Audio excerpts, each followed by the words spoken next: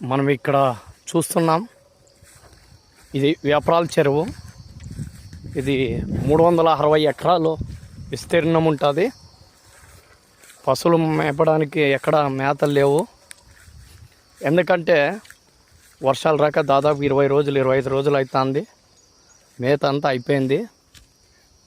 చెరువులో గడ్డి బాగుందని వచ్చినాం. చెట్లు విపరీతంగా భయంకరంగా తయారైపోయినాయి. అసలు మనుషులు రావడానికి కానీ ప్లేస్ లేదు. ఈ చెట్లని వెంటనే గవర్నమెంట్ ఏదో పథకం ద్వారా తొలగించాలని కోరుచున్నాం.